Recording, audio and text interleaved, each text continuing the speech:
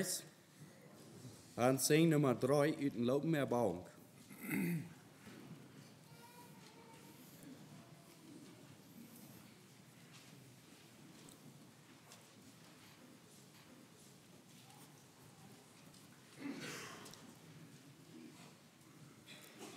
Nummer 3.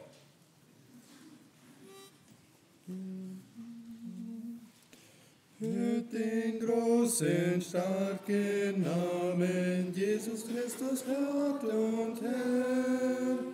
Er ist bei uns alle Tage, nichts kann stärker sein als er. Suchst den Frieden, Freiheit, Freude, suchst die Wahrheit, Ziel und Kraft. Gib den Heiland nur dein Leben, dass dich ganz neu erschafft. Anschau dir. Starken Namen, Jesus Christus, Gott und Herr. Herr, der Anfang und das Ende und in Ewigkeit nur er. Ist dein Leben voller Sorge, ohne Gott und voller Schuld? Komm zu Jesus, bring ihm alles, er hat Liebe und Geduld. Hört den großen, starken Namen, Jesus Christus, Herr allein. Er steht still vor deinem Herzen, er klopft an, lass du ihn ein. O verschieb es nicht auf morgen, denn wer weiß, was morgen ist. Lass ihn heute für dich sorgen, weil du heute hilflos bist. Und Entschuldigung, ich habe mit hier auch gegeben, was Schuldingsfähig. Nächste 34.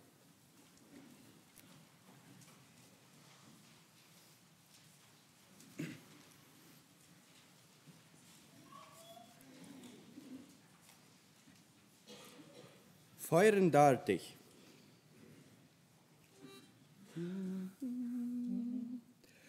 Gott ist gegenwärtig, lasset uns anbeten und in Ehrfurcht vor ihn treten.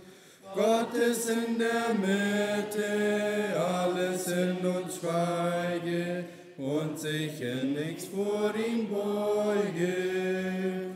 Wer ihn kennt, wer ihn nennt, singt im Geiste nieder, gibt das Herz ihm wieder.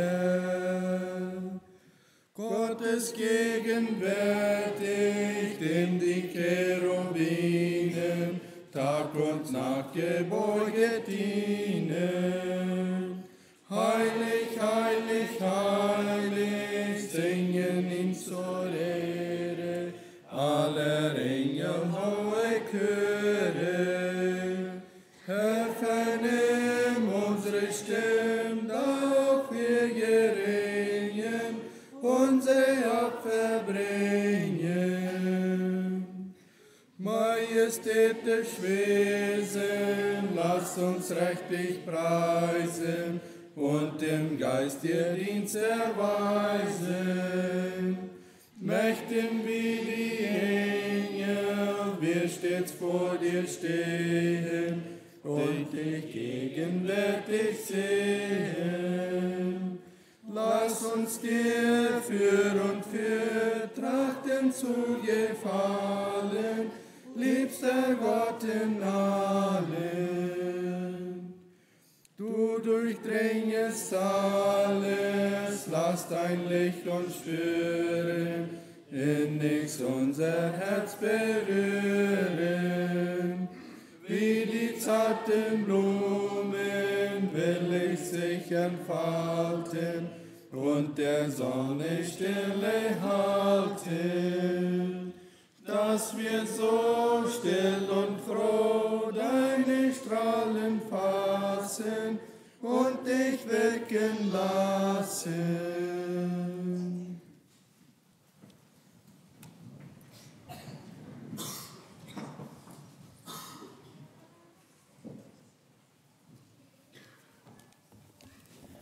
Guten Morgen. Herzlich willkommen, jeder, der hier gekommen ist, in dit Gotteshuis. Gemeinschaft te haben met het woord Gottes. En dat wird je ongeveer anders, dat wat top durven doen. Voor de Zinnerschoolklassen uitgaan, mag ik je een paar vers lezen uit Psalm 138. Sagt es dort, ich danke dir von ganzem Herzen, für den Göttern will ich dir Lob singen. Ich will anbeten zu deinen heiligen Tempel, in deinen Namen danken für deine Güte und Treue. Denn du hast deinen Namen über alles herrlich gemacht, durch dein Wort. Wenn ich dich anrufe, so erhörst du mich und gibst meiner Seele große Kraft. Das ist David, das Gonen deed, wo er ein Verlangen hat, von ganzem Herzen am zu danken für all die Jahre, was du dann zu der Zeit gewesen Gott, den wahren Gott, Lob singen und am anzubeten in seinem heiligen Tempel. Er kickt dort an aus einer Stadt, wo er muss einfach reich erscheinen, wo er muss im Reich der Sinn für Gott kommen und am danken für seine Güte und seine Treue. Wie kann wir von diesem Werk zurückkicken und sagen, Gott seine Güte und seine Treue, es war über uns gewesen. Es war mit uns gewesen. Er hat sich erbarmt. Vielleicht würden so Menschen sagen, Gott hat aber durch den letzten Weg sehr schwere Wege geführt. So würden vielleicht auch sagen, ich weiß nicht, es hier von der Sonne zu gehen sein, aber wie weit, du würden so eine Menschen sein. Die würden so fallen, das sind sehr schwere Wege gewesen, den letzten Weg zu gehen. Aber Gott sei Dank, wir können von der danach, wir haben nach Odem, wir haben Leben, wir können am Anbeten und wir können am Anrufen mit dem Sinn, dass er erhielt, hier Vers 3 sein. Wenn ich dich anrufe, so erhielst du mich und gibst meiner Seele große Kraft. Mit dieser großen Kraft, weil Gott uns von der war, dich biesen, er will uns helfen. Und er will auch in der Sinnerschulen helfen mit dieser großen Kraft. Er will hier so in der Einleitung und in der Botschaft will er helfen. Wo wir am Angebet haben und am Angerobt haben, du will er sich bezeugen. Und für die Sinnerschulklassen rückkommen, frage ich noch Stunden zum Gebet, wo es passend ist. Allweitender, großer, mächtiger Gott, wir kommen zu dir und beten dich an. Du bist uns Schöpfer, du bist uns Retter, uns Erlöser. Du bist der Jan, der uns durch im Leben durchhelfen kann, durchführen kann, was immer du im Leben alles zu begegnen ist, und zu begegnen, wie zu begegnen haben, du helpst du durch und wir preisen die, und wir loben und wir danken und wir beten die an, Herr. Magst du auch nun noch warten, wenn die Sinnerschulklassen rüberkommen, wirst du mit all den Lehrern sein, ihre Klassen da so den Wort bringen. Und dass sie würden einfach in der Ehrfurcht Gottes auch da sich befinden und so wie hier so bin, wo wir einfach im Bereich und in Wahrer sind, können die anbeten. Wir beten halt wieder, dass du wirst helfen, den Wort auszuteilen, auch wo immer das gepredigt wird, dass das Wort klar von Hort zu Hort gehen und dass du dadurch wirst unser Leben mehr formen, dass wir besser wollen, anpassen, und den Rick, und wenn du was komm uns holen, dass wir dann wollen all sehr die ähnlich geworden sein. Wusst du den Wort von der war segnen, wo das gepredigt wird, und so in jeder Hort dich bei sein. In die Namen beten wir. Amen. Der wir Platz nehmen.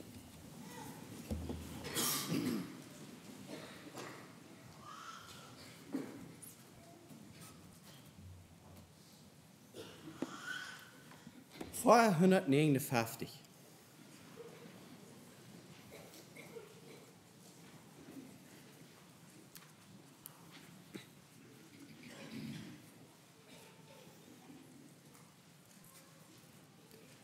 459.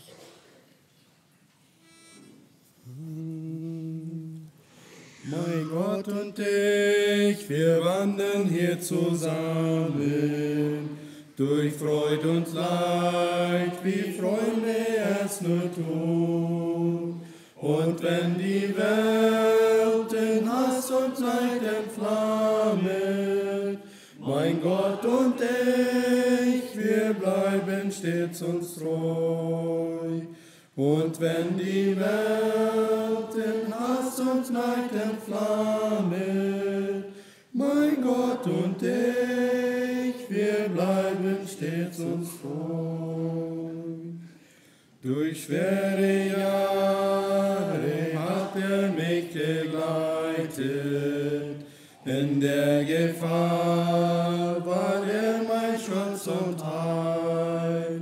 Durch Stunden der Versuchung mich geleitet und fernerhin versprach treu zu sein. Durch Stunden der Versuchung mich geleitet und fernerhin versprach treu zu sein. Wenn ich dereinst mein Pilgerlauf beende, wenn all mein Weg vollendet hier wird sein, dann weiß ich, droben ist ein Heim bereitet, wo mich mein Gott will ewiglich erfreuen. Dann weiß ich, droben ist ein Heim bereitet, wo mich mein Gott will ewiglich erfreuen.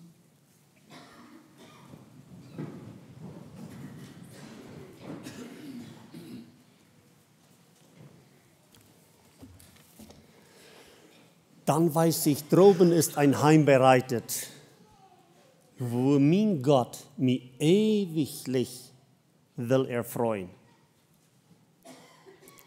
Haben du letzte Woche angedacht? Haben du von der Smarts angedacht? Du hast ein Heim bereitet. Und der ist extra dazu bereitet, zu mir und die ewiglich zu erfreuen. Wo lang? Ewiglich. So, weil wir uns wieder vorbereiten für den Tag, wenn der Herr wird uns das wiesen, was er vorbereitet hat. Und das darf gar nicht mehr lang dauern, wir wissen das nicht. Okay, wenn der Asches mir eingefallen ist, wenn das nicht stierend ist und jüngert nicht boden, dann musst du dienen an den 7 Tag merken. Wenn der ist eine Brautbrocken, dann wird man nicht mehr spielen, dann ist das ammerlich, wenn das da den 2 Nandachen so, ich bist eine Frau, wenn das passend ist. Gut, wieder will ich von dir den bekannten Aufschnitt nehmen, aus 1. Samuel 17, wo es geht am David und Goliath. Wir wollen uns ein Bett von dort verführen und dann aber, weil wir eine Anwandlung merken für uns Leben von der. Ich habe diesen 2 Hand geschrieben, 5 Siegessteine. Das David, wir haben vielleicht alle mal die Frau gehabt, wo wir nun bei sich 5 Steine mit. Wenn sie seinen Feind, dem Goliath, wollen gehen. Brocken der bloß ein. Und er nahm sich über 5 mit. Und wir werden von der uns da ein bisschen mit Gedanken merken über das Port. Wenn ich denke da und David seine Erfahrung, was er hat mit dem Herrn, auch mit diesem Goliath, dann denke ich so, das ist ein Segen für uns von der. Dass das junge Mann David so brauch wird, so übernehmend. Von Menschen zu sein, wie David, einer, der ganz recht denken hat. Und sein älster Bruder, der sieht gerade tot am. Ich kann die nicht vermeten hat. Ich weiß all, wo du, vielleicht musst du kommen, was am hier nicht zu nischieren, was hier so angehen hat in diesem Kampf. Nu wird es über Krieg anders. Nu wird das älteste Bruder, was du auch denken deed. Das wird nicht David, was auch denken deed. So, David hat nicht allein. Er hat einen, was mit am ging. Er hat einen, was mit am Gehen deed. Wir wollen diese 5 Steine, was David sich nehmen, die wollen wir uns im Bett verführen, aus Dingen, was wir von der 5 Dingen, das kann man ja sagen, das kann man ja Dinge sagen, würden gleich noch mehr abnehmen, aber wir wollen uns im Bett von 5 Dingen verführen, was Kinder Gottes von der Brücken tun, am Sieg zu haben im Leben. Wir brücken Sieg. In Gottes Willen ist dort, dass seine Kinder sollen Sieg haben. Gott wird nicht geirrt, dass wenn seine Kinder machen sein, kann nicht siegen. Mike benot.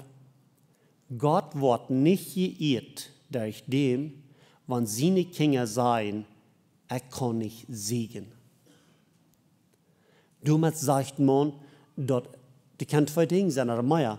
Eins ist, Gott ist nicht groß genug, dass er mir Sieg geben kann. Oder er kann nicht glauben. Ich kann es einfach nicht glauben, dass ich siegen kann.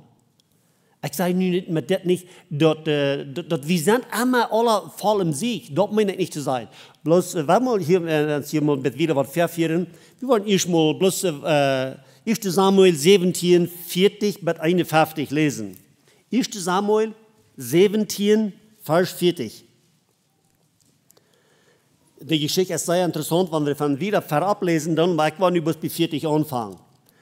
Und nahm seinen Stab in seine Hand und er wählte 5 glatte Steine aus dem Bach und tat sie in die Hirtentasche, die er hatte, und in den Sack und nahm die Schleuder in seine Hand und machte sich zu den Philister. Und der Philister ging auch einher und machte sich zu David und sein Schildträger vor ihm her. Da nun der Philister sah und schaute David an, verachtete er ihn, denn er war ein Knabe, bräunlich und schön. Und der Philister sprach zu David: Bin ich denn ein Hund, dass du mit Stecken zu mir kommst? Und fluchte dem David bei seinem Gott und sprach zu David: Komm her zu mir, ich will dein Fleisch geben, den Vögel unter dem Himmel und den Tier auf den Felde. David aber sprach zu den Philister: Du kommst zu mir mit Schwert, Spieß und Schild. Ich aber komme zu dir im Namen des Herrn Zebaoth, des Gottes, des Heeres Israel, das du gehöhnt hast. Heutiges Tages wird dich der Herr in meine Hand überantworten, dass ich dich schlage und nehme dein Haupt von dir und gebe die Leichname des Heeres der Philister heute den Vögeln unter dem Himmel und den Wild auf Erden, dass alles Land inne wäre, dass Israel einen Gott hat. Und dass alle diese Gemeinde inne werde, dass der Herr nicht durch Schwert und Spieß hilft, denn der Streit ist des Herrn, und er wird euch geben in unsere Hände. Da sich nun der Philister aufmachte und daherging, nahte sich gegen David, eilte David und lief auf das Heer zu, den Philister entgegen. Und David tat seine Hand in die Tasche und nahm einen Stein daraus und schleuderte und traf den Philister an seiner Stirn, dass der Stein in seiner Stirn fuhr und er zur Erde fiel auf sein Angesicht. Also überwand David den Philister mit der Schleuder und mit dem Stein und schlug ihn und tötete ihn. Und da David kein Schwert in seiner Hand hatte, lief er und trat zu den Philister und nahm sein Schwert und zog es aus der Scheide und tötete ihn und hieb ihm den Kopf damit ab. Da aber die Philister sahen, dass ihr stärkster tot war, flohen sie. Das so weit. Wir wollen von der wie weit David, er braucht bloß ein Stein. Er hat Vorbereitung gemacht, um zu siegen. Und dann nahm er sich 5 Steine mit, brachten das ein. Nu wollen wir uns diese 5 Steine von der ein bisschen anchecken in unserem Leben, was wir brauchen tun, um zu siegen. Wir können vielleicht sagen, wir können leicht einmal sagen, na, wir brauchen bloß Glauben, dann können wir siegen. Eine Woche noch nicht gekriegt, könnte es dort sein, aber andere Woche Raum, glaube ich, es nichts dort. So, wir wollen erstens, wenn wir uns betrachten, dort Vertrauen, was David hat an seinem Gott.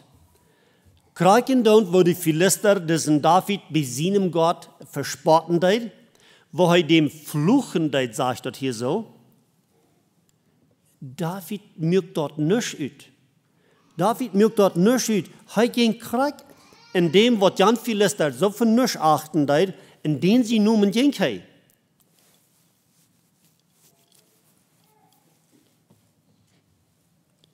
Vers 37, werden wir noch einmal lesen. Okay, 37 habe ich nicht gelesen, den habe ich mir nur tot lesen. Und David sprach, der Herr, der mich von den Löwen und Bären errettet hat, der wird mich auch erretten von diesen Philister. Das Gedanken. David wusste noch gar nicht, dass er gewonnen hat. Aber er hat so ein großes Vertrauen, ab dort, was Gott bewiesen hat, bis seine Arbeit. Dort, bis seine Schub, wo er seine Schub halten hat, da werden noch gefährliche Tiere angekommen. Vielleicht noch gefährlicher, als das Philister wird. Mit menschlichen Augen danach zu kicken, dann wird es allmählich, dass David seine Schub beschützen für ein Bohr. Wir können alle nicht sehr gut bohren, wir wissen nicht, wie gefährlich die sind, aber wir würden alle uns valentieren, irgendwo sehr ein sicherer Platz suchen, wenn ein Bohr in der Nähe wird. So eine Vorstellung habe ich. Und wo viel mehr noch, wenn du ein Leben sein. So ein menschliche Augen angekickt, dann werden diese Tiere, die werden viel gefährlicher, als das Philister wird. Und David, die weiß kriegt, wo Gott sich bezeugt hat, durch in seinem Leben. Und dann sagt er, so ist Gott mir geraten hat von dem Bohr, von dem Leben, so wird er mir auch raten, von diesen Philister. Der wird mich auch erretten von diesen Philister. Nicht das Wort Fleisch. David wird sich sehr überzeugt. Das Vertrauen in die Überzeugung, das brauchen die Gottes von dir. Das brauchen die. Omdat sie auch kein Segen. Kriegt so aus David da. Mir nach 40 Jahren noch zu lesen. Du sagst dieses Wort. Heutiges Tages wird dich der Herr in meine Hand überantworten. Das wird noch nicht passiert. Das wird noch alle fertig. Dann sagt David also steht, von der wird Gott, sagte du zu diesen Philister, die in meine Hände geben. Ich weiß nicht, was die Philister alles was gedacht haben. Ich glaube, sie wollen noch manchmal was gesehen haben von der Macht Gottes, aber hier so wird David sich so sehr überzeugt. Und dann mache ich noch einen kurzen Gedanken mit Beflechten von Daniel. Daniel, er wird auch einer von denen. Er hat auch einen Philister. Das wird nicht, die drückt nicht den Philister nehmen, aber der hat einen, was er entgegengehen muss. Den hat er auch. Und dort wird vielleicht die Angst. Da wird ein Gebot ausgegangen, dort entartigt soll keiner nicht irgendwas was anbeten, aus das goldene Bild, was der König hat sagen lassen. Der König und Daniel werden, glaube ich, Freunde, wenn ich das verstehen kann.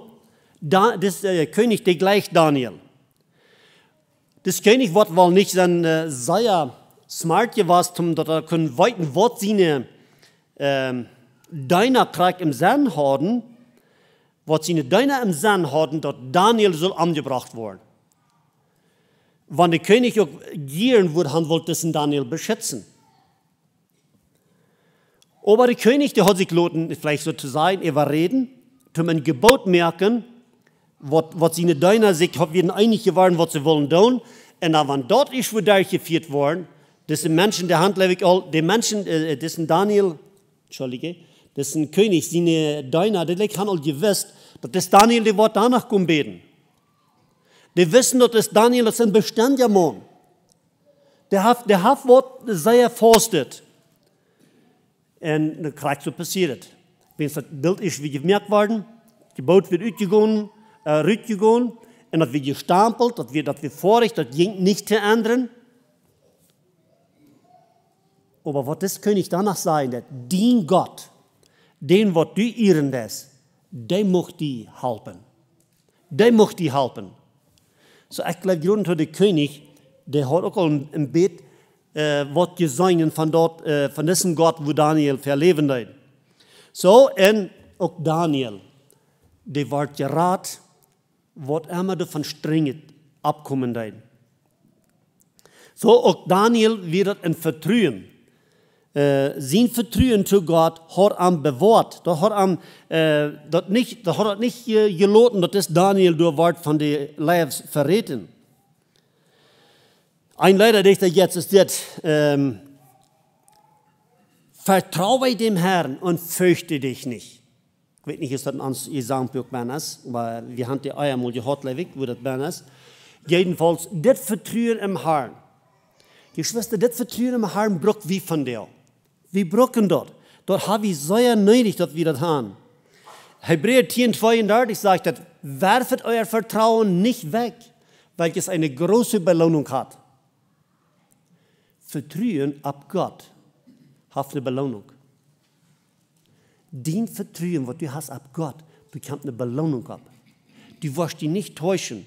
Du wirst dich nicht angeschmerzt fühlen, wenn du ab Gott vertraut hast.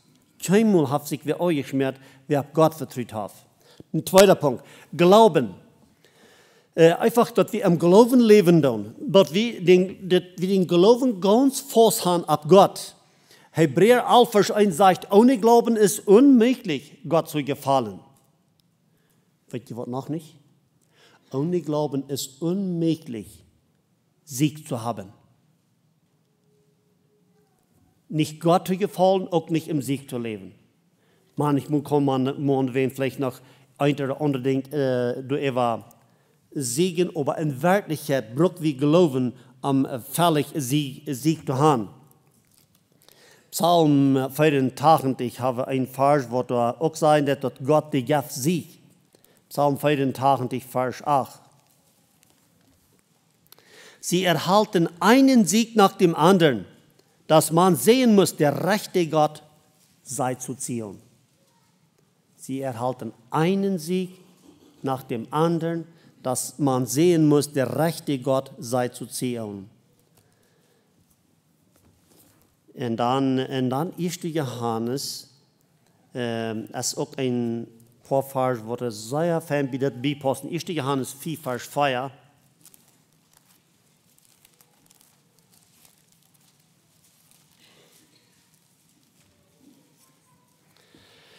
Denn alles, was von Gott geboren ist, überwindet die Welt. Und unser Glaube, was steht hier so? Der zweite Punkt wird Glaube. Und unser Glaube ist der Sieg, der die Welt überwunden hat. Wenn wir diesen Sieg nicht haben, wenn wir diesen Sieg nicht haben, dann muss wir sagen, hat Unglauben gefehlt. Hat Unglauben gefehlt. Dort geht es mit dem nächsten Punkt, der nächste Gedanke hier so, im Namen des Herrn. Im Namen des Herrn kann auch meinen, dass wir gehen in die Kraft von dem Heiligen Geist. Wer kann im Namen des Herrn gehen? Wir lassen uns hier so, dass dann alles, was von Gott geboren ist, überwindet die Welt. So, wer kann mit dem Kraft von dem Heiligen Geist gehen, zu siegen? Dort kann der, wer von Gott geboren ist. Der, wer diese wahre Geburt von Gott gekriegt hat, der kann im Namen des Herrn gehen. Das wer kann nicht. Das wird jetzt mit seiner eigenen Kraft. Aber wer da im Namen des Herrn gehen wird, und dort ist, was wir hier sehen, in David seine Geschichte durch Vers 45. Vers 45 los, wie es steht. David aber sprach zu den Philister, du kommst zu mir mit Schwert, Spieß und Schild, wir können sein mit menschlich. Das Philister, die kämen ganz mit seinen menschlich. Die Dinge, was er draugen kann. Er hat nur ein Schwert, und er hat ein Spieß, und er hat ein Schild. Einer wird für andere ein Schild draugen. Das ist, was David sagt. Wo die Philister kommen. Ich aber, sagt David dann, komme zu dir im Namen des Herrn Zebaoth. Weil das ist der ganze Unterschied von unseren Segen, wo wir von der Segen tun oder nicht Segen tun. Durch das Unterschied, wer da in seinem einen Namen geht, der wird unterlegen. Der wird verspielen. Das ist das Philister. Die kämen bloß mit dort, was er tragen kann. David, er kam mit dort, wo ihm die Kraft gegeben wird. Und das wird mit Gott. Er ging im Namen des Herrn, sagt er da. Ich aber komme zu dir im Namen des Herrn Zebaoth. Und dann sagt er noch, dass Gottes, des Heeres Israels dort, wo du verachtet hast. Seht ihr, das sind Philister. Dort, wo du für nichts geachtet hast, in den sie Numen kommen. Mike will das, was du für eine Kraft benutzt. So sei es ja ein Philister, das verachten dein. So nichts ist das achten dein. In den sie Numen kriegt, gegen David, nachher hat sich. Weil die Welt von der Ramans, die hat auch was die in die Christenheit verachten hat. Aber mit den Christenleben, wo viel stellt das für? Wenn du einmal wirst für diese Versuchung kommen, oder einmal wirst für dich kommen, da wirst du krank sein, wo du wirst fallen. Wir würden fallen, wahrscheinlich, wenn wir an uns eigenen Namen würden gehen, wenn wir würden gehen mit dort, was ich in den Händen drehen kann, das Philister dort, dann würden wir bald fallen. Aber wenn wir gehen, dann im Namen des Herrn, Geschwister, dann fallen wir nicht. Das schafft nicht. Wenn ich rede von fallen, dann meine ich nun nicht, dass uns Körper mal einmal würden den Odem abgeben, wenn es jemand ans Hort angebracht hat. Dort geht das nun nicht. Wenn ich rede von fallen, dann meint das in den Sinn anwälzen. Das ist allmählich. Wenn wir im Namen des Herrn gehen, dass wir dann wollen zum Fall kommen. Das ist 100% allmählich. Wenn einmal das passiert ist, dass ich und du zum Fall gekommen sind, weißt du was? Das ist keine andere Antwort, ist dann sein ich und du aus uns selbst gegangen. Wir haben nicht die Kraft Gottes in uns wirken. Wir haben nicht dem Jesus gefolgt, das ist eigentlich, was der Nebensache ist. Wir haben nicht dem Jesus Gottes gefolgt. Und durch wen sind wir gefallen. Durch wen haben wir nicht können stehen. Durch wen haben wir angewältigt. Und durch wen haben wir uns lassen angerühren von den Feind. Dort, ich kann allemal nicht stehen. Ich kann allemal nicht siegen. Nächster Gedanke, Vorbereitung. Feuer als Vorbereitung. David hat Vorbereitung, wenn er hat sich 5 Steine mitgenommen. So, hier werden wir ein klein bisschen Zeit nehmen, um das ein bisschen Einzelheiten bekicken. Was kann nun alles der rechte Vorbereitung sein für den Sieg und für meinen Sieg? Was merkst du von der Vorbereitung? Trafen warst du den Philister. Der wird nicht so hoch sein wahrscheinlich, was dieser ist. Aber die kommt auch mit Macht an. Und wenn du den trafen warst, eurer Luther trafst du den, was hast du von der Vorbereitung gemerkt? Bei David wird es steht, er hat Erfahrungen mit dem Herrn gemerkt. Er hat Erfahrungen gemerkt, wo Gottes Kraft mit ihm ging. Er wird seinem angestaltet, wofür er seine Schub halten, er will den trüsen. Er will den Herr beschützen. Wenn das ans Ziel ist, dass wir wollen trüsen an unserem Gott, dann wollen wir Erfahrungen merken mit ihm. Daniel, seine Erfahrung wird, dass er in seinem beständigen Gottesdienst führen wird. Er hat in seinem beständigen Gebetsleben. Weil hier ist ein sehr, sehr großes Geheimnis von den Sieg und von meinem Sieg. Dort ist in dieser Gemeinschaft mit dem Herrn. en dat Gebetsleven en dat Wort lesen. Es ist von ganz, ganz großer Wichtigkeit. Want wir lesen dann in Matthäus 4, wo Jesus in der Versuchung wird von dem Feind. Dann sieht der Feind, dass er am das Wort sei. Kijk mal, das steht geschrieben, dass wenn du warst hier so raufspringen, da waren die Engel kommen und die waren die Drehungen und dann warst du die nur nicht steigen. Jesus hat das können tun und dann wird nichts geworden sein. Wo was sieht Jesus? Er weiß auch gleich ab das Wort an. Es steht wiederum geschrieben. Brüder und Schwestern, weißt du, was ist mir wichtig? An der Vorbereitung, so an 4. Punkt, Vorbereitung ist, dort ist, dass wir Schriftkenntnis haben. Wenn es die Philister den eigenen Dü irgendwas von ihr treffen dann, oder vielleicht ihr mal getroffen haben und vielleicht nach Wara treffen wollen, vielleicht mal einmal nach Maya verschiedene Dinge, was hier ankommen, dort ist, dort wir dann wollen Schriftkenntnis haben. Ich konnte die Schrift lang nicht ganz verstehen. Aber ich bin sehr dankbar für das, was ich verstehen kann. Ich bin sehr dankbar, dass ich Wortschriftstellen im Kopf habe. Dass ich nicht mal unbedingt immer alle Wegen die Bibel in die Hand nehmen. Ich habe die Schriftstellen im Kopf. Ich wünsche, ich hätte viele mehr, als was ich habe. Aber Geschwister, wir brauchen Schriftkenntnis. Wir brauchen mehr als bloß dort, was wir in der Kirche hören. Sei Fan, in jeder einer, was pünktlich nur die Kirche kommt, pünktlich kommt das Wort Gottes anhören. Wunderschön. Aber Geschwister, ich weiß das nicht, wir brauchen mehr als dort. Wir brauchen das, wir weiten, was das in der Schrift sein wird.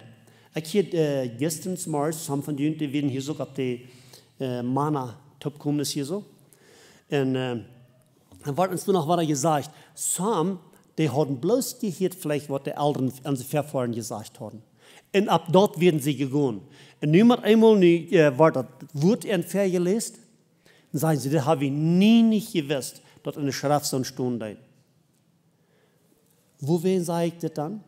Das tut mir erst so wichtig, dass wir Schriftkenntnis haben. Dort du den Riesen, du hast ein Ries in deinem Leben.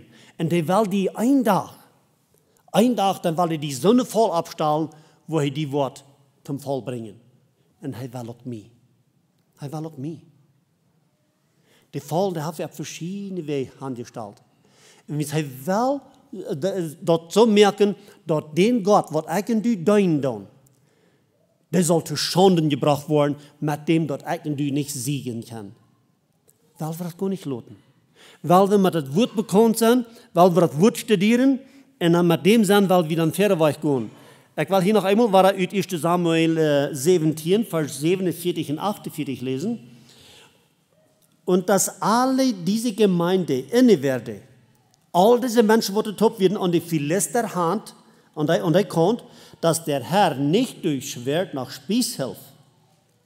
Gott hält nicht durch Schwert, er hält nicht durch die menschliche Waffen, er hält anders. Denn der Streit ist des Herrn und er wird euch geben in unsere Hände. Der Streit ist des Herrn. Wenn wir im Namen des Herrn gehen, dann, wir haben klar, dass Jesus Christus, der Heilige Geist, der lebt an mir.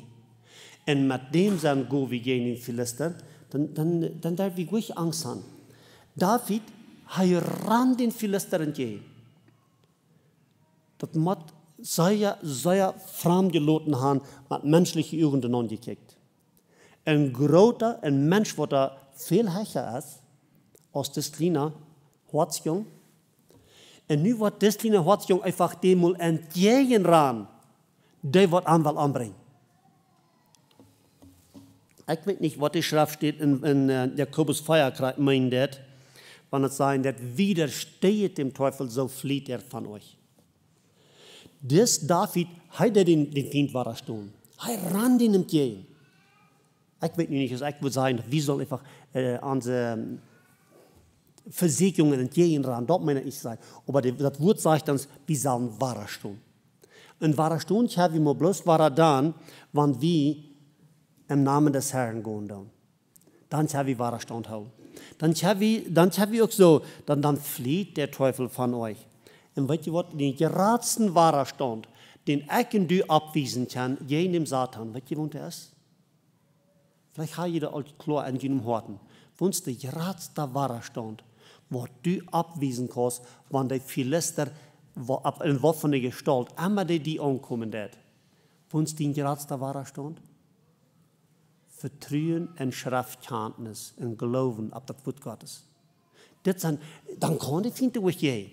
Er kann gar nicht nur mit einer falschen Lehre kann er die zum Fall bringen. Wo wenn er weiß, dass du hast Schriftkenntnis. Das ist der 5. Punkt, die Schriftkenntnis. Das ist von ganz, ganz großer Wichtigkeit. So, wir wollen nicht wieder durchgehen, wir wollen nach 1. Petrus 5, Vers 8 lesen. 1. Petrus 5, Vers 8 bis 11. Du sagst, seid nüchtern und wachet. Eins, was wir machen, dort ist, dass wir nüchtern sind. Dass wir uns nicht benehmen, dass wir gar nicht mehr sein können. Weißt du, das ist auch einige Vorworte von der Rande, dort ist, dass wir sind annüchtern.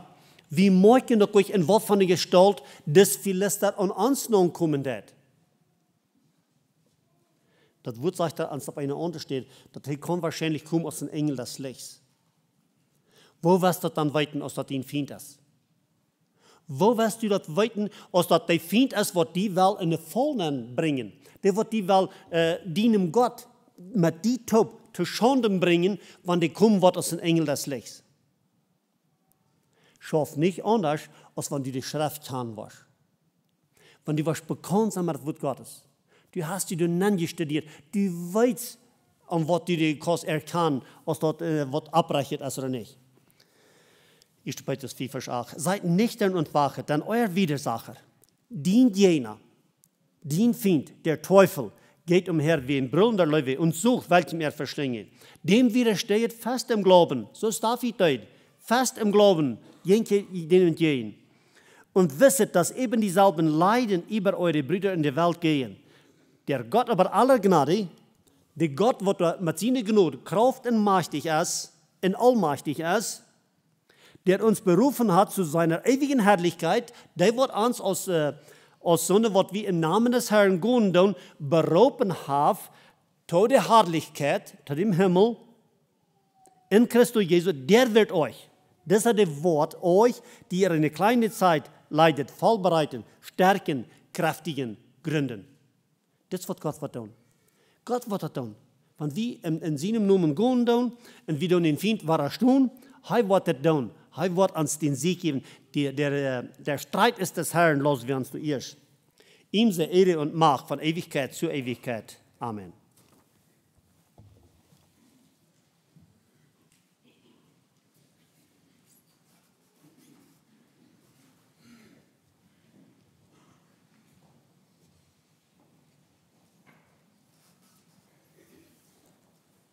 Singen wir Nummer 429.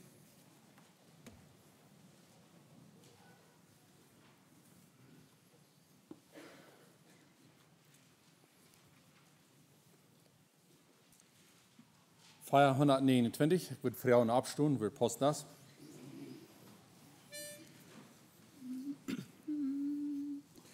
Traue dem Herrn und fürcht dich nicht, er ist ein Freund so gut, wie schwer auch immer dein Geschick, bring dich in seiner Hut, sing ihm mit froher Zeit, sing ihm in Schmerz und Leid, was der Tag bringen mag, singe ihm dem Herrn.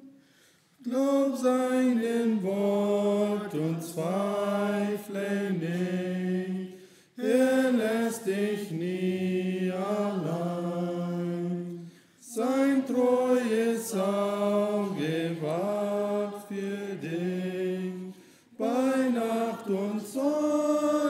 Schein. Sing ihm in froher Zeit, sing ihm in Schmerz und Leid, was der Tag bringen mag, singe ihm den Herrn. Es ist so schön, dem Herrn vertrauen und seine Hände tun, beständig auf sein Antlitz schauen, in seiner Liebe ruhen. Sing ihm mit froher Zeit, sing ihm in Schmerz und Leid, was der Tag bringen mag, singe ihm den Herrn. Darf ich Platz nehmen? 532.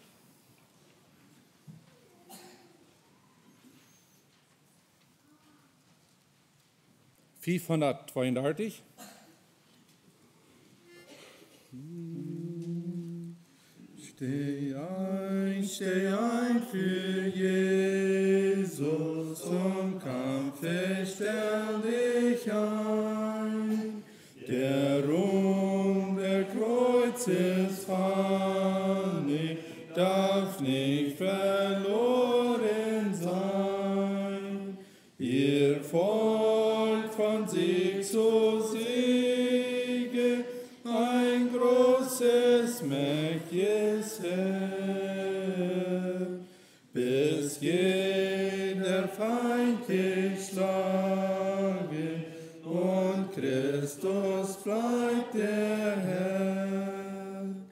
Steh ein für Jesus, durch der Trompeten Schall, wenn gleich der Feinde viele und groß ist ihre Zahl, voran im heiligen Kriege am Tage unseres Herrn.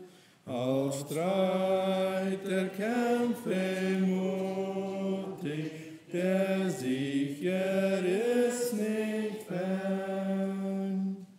Steh ein für Jesus, doch nur in seiner Kraft. Trau nicht der eigenen Stärke, mit der man's doch nicht schafft. Zieh an die ganze Rüstung des Herrn und wacht und bet.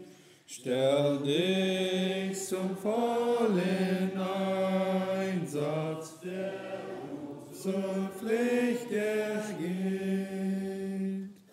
Steh ein für Jesus, der Kampf ist bald vorbei. Der Tag des großen Sieges löst ab das Kampfgeschrei.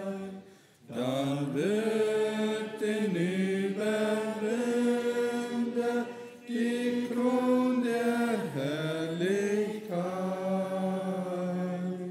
und der mit Jesus herrscht in alle Ewigkeit. Nummer 346.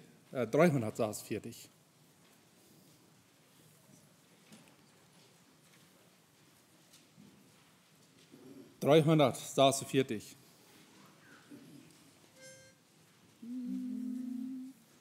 O Welt, sind dir los, trage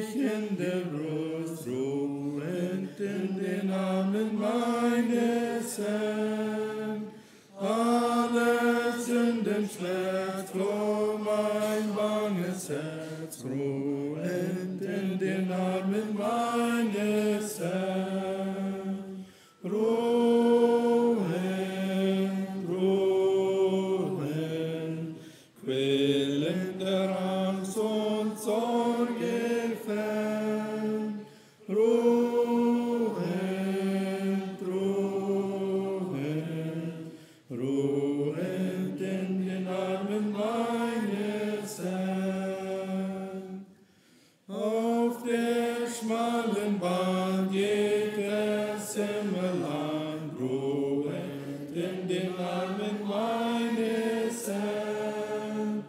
Licht ist nun mein Pfad bis zur goldenen Stadt, ruhend in den Armen meines Herrn. Ruhend, ruhend, quälender Angst und Sorge fern. Ruhend, ruhend, ruhend in den Armen meines Herrn. Ob Gefahr, ob Brot, hast auch keine Not, ruhend in den Armen meines Herrn. Jesus, treue Hort, sei mein Losungswort, ruhend in den Armen meines Herrn. Ruhend, ruhend, quälender Angst und Sorge fern. Ruhend, ruhend, ruhend in den Armen meines Herrn. Bricht die Nacht herein, bin ich nicht allein, ruhend in den Armen meines Herrn. Biegt mein schwacher Mut, trau ich auf sein Blut, ruhend in den Armen meines Herrn. Ruhend, ruhend, quälender Angst und Sorge fern. Ruhend, ruhend, ruhend in den Armen meines Herrn.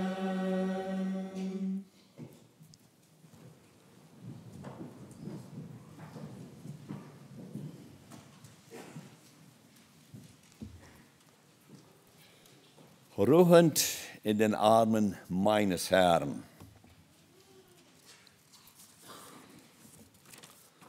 Gut, wir werden als nächstes hier die Bekanntmachung betrachten für das Werk. Auf Morgenandacht durch das Gebet, darum kommt alles Fleisch zu dir. Psalm 65, Vers 3. Dann sagt du ihm, Beter sind Weltenbezwinger, Beter sind Satansbesieger, Beter sind Wundervollbringer, Beter sind Siegeserringer. Gut, wir sind von dir, dass Bruder Pancho Baumann in Oasis erst am dort die Botschaft zu bringen, die Schwestern da haben vor. Und wir im Altenheim Diakon, Bruder Charles Baumann, und er soll träge hier waren an der Merde. So Bekanntmerkungen von dir zweideutig, numerisch als Jugendstunde. Also morgen hat Jugend, das ist die Wahnsinn, ja, pünktlich war ich angelot. Und ich freue mich, dass ihr diese Gelegenheit haben. Es ist lange nicht alle Jugend haben diese Gelegenheit, an so einer Jugendstunde teilzunehmen. Morgenandacht bei der Schule, Buwa Klassen, Bruder Charles Peter, Kapitel 118, und unser Klassenbruder Jack Lepke, Kapitel 100.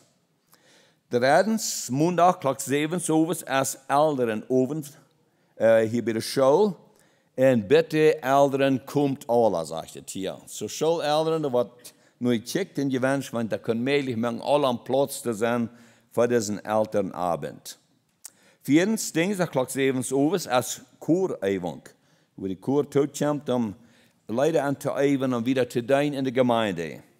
Fünftens, Mittwoch, Klock 9 morgens, als Neefreien, die Einladung als Greiter, nämlich die 6. Knallstickche. Essengeber, Leina, geht Niefelschke, und Schwester Agatha, die 6. Franz Petersche, die 6. Mal der Eten geben. Sechstens, Klock 7 Uhr, als dann Bibelstunde, und die Einladung ist von Bruder Pancho Wieb, Kapitel 103. Siebtens, daarna Klock 9 morgens als früh in der Bank, und die Imbiss feucht. So, das Thema, was der ist, das ist eine tugendsame Frau als eine Krone für ihr Mann. So man dan zijn veel kronen hier in de kerk. Ik zou vrij van voor kronen. Ik vraag me van de kronen, die ligt vrij stuk van de kronen.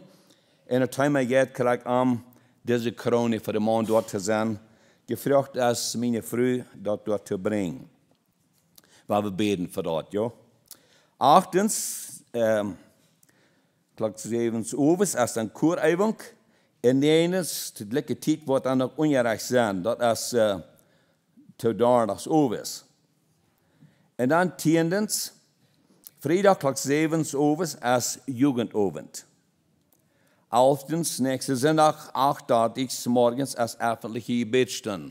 Also morgen sind alle eingeladen, de nächste zondag 8:30 morgens zur Gebetsstunde. En dat is zo'n kracht erbij, waar die gemeente toppt om te beden. Goed, dank. Hört die Gebete, zodat de gebeten erhört worden. Lot een klein beetje meer van dit. Almosen, we zijn in 10 peisen, $174. Wat nog gewenst te zijn, dat nu zijn de Altenheim werken, dat waren verschenkt van het door. Also wurde geleend jaft te doen im Altenheim. En wat ik gewenst te zijn, de broeder Jacob Pai Wieb, Kampo 100, is war frisch operiert worden om Regen. So, wir zijn het hier van der nicht. Hij is wel frisch operiert worden. Goed, het nächste, we hebben nog een Dankeschön offline. We zijn aan de kerkhassig verlikkend. So, ik zie wiederum das Wach vor, dan kunnen we höchstens auch so alles passiert vanzelfs. Grote dingen passiert, en we zijn een nieuwe vloer hier in onze kerk, en we zijn een onderkleer wand hier. Has ik alle verlikkend niet waar. En de Kammertei, als ik zei, ongestrengt, en als veel geschafft worden, war er durch deze werk. Dankeschön. Al die Brüder und Schwestern für jullie. Vrijwillig goed wat je uitvallen doen. En wat ik interessant om mij te hier nog waren frisch van Tarahumara, niet zo? Bij Brüder Edwie, best een huisje komen van daar gisteren. Ja, er was een grote groep gefahren, en de ganze Karawane weer gefahren. Wat zijn ze irgendwo bij 13 ton, ruim 13 ton, wat ze hadden uitgevierd. En sehr veel mensen. We zijn opgekomen, dat morgen is uitgedeeld. En erg interessant is te zijn, de beelden, wat ze gemerkt hebben van deze arme mensen, wat zijn geholpen worden. Dat is een grote vrede om te denken. Goed, dat is dat wat er veel nog bekend hier. Wanneer niet, dan gaan we weer. Ik even goed de boodschap. Ik dacht, we goed, we een klein beetje een bericht hier. Van een paar verschillende dingen. Eerstlich een herzliche Dankeschön waren für jullie gebeten. Wir haben eine gute Zeit gehabt in Belize. Gott hat uns wundervoll erholen, hat uns wieder gesund in ein Haus gebracht. Ich habe mich gefreut, wieder so gesund und mutig im Dienst sind dort. Wo wir waren, wie in Spanisch Lookout, in der Nähe Church, was sie da haben, nicht in der District. Das District bietet eine ganz neue Church, in der alte Church non. En folgedessen hebben ze nu een ganz angenehm gebied met airconditioner baan en rookvloer en alles. Zodat we in de Rosenhof District. En God hat sich doorbezeugt, dat wordt God dat heeft kracht. Yes, God is zijn arbeid. Weltlich gerierende Stunden hebben we gehad te zijn, wat yes, God is schaffen deed. Mijn vrouw had gelegenheid, zo'n arje vrouw naar 3 timers te brengen door. En dat God is genode, die gezondheid weer door, ze kunnen met moed doen kracht van boven. Hast du dat 3 maal te de vrouw gereed, en dat heeft dan heel zeer druk gemerkt. Goed. En andere gedanken, we willen aangeven, waarvoor we willen danken, dat zijn voor de gebeden. Over alles wat we God die eer geven, aantraf loopprijs en dank, want we eerst hebben dingen beden doen, dat hij gebeden hier en dat. En ze zeiden, hier waren een slee, 1,5 week terug, want hier in Medweg erbouwing stonden we, had je gebedstijd. Ja, hier werd gebed voor Kapellini, zo. En het wunder zijn door passiert. Zodat we zeggen, je wilt je droom, krijgt de Medweg.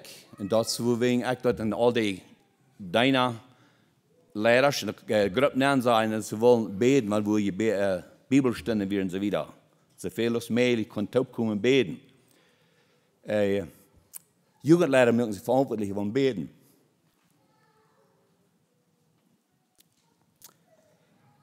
Ja, das passiert nicht.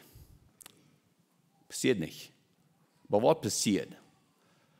Sonntag, wenn es ein paar Lieder von Kapellin, was die Wohnen auf sind, sie kommen in Haus, sie fahren in die Garage an, Lotobend, und sie möchten ihre Meinung, wenn sie in den Haus kommen, ab Samstäden sind vielleicht 40, was Belur sind.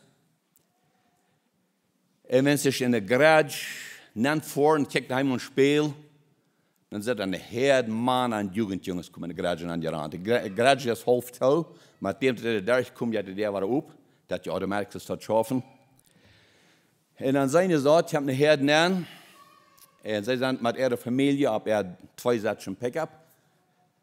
Ich habe gerot, reichte der zu schlitten vor Jahren, der aufmerken dann. Dann sind sie dort, die haben da in der Ruhe, die haben 2 Befeuer, dann noch andere Dinge, in der Hang. Und er soll der aufmerken, er soll vom Pickup rauf.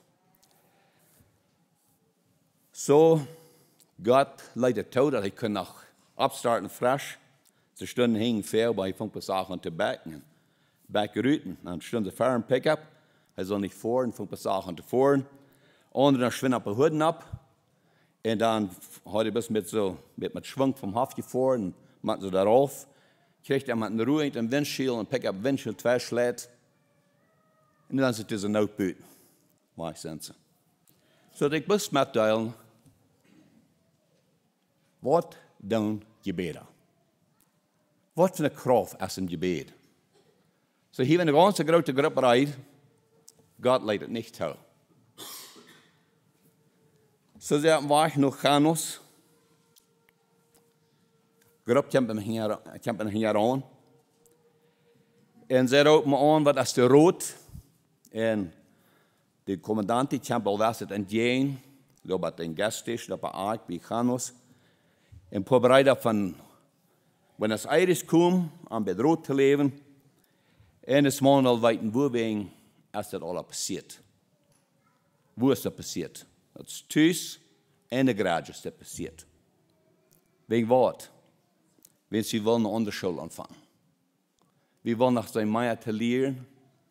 Und sie wollen ihre Jugend am anderen Thema abzubringen. Und sie wollen noch sein mit Spanisch, wenn sie in das Land wohnen, Spanisch lernen.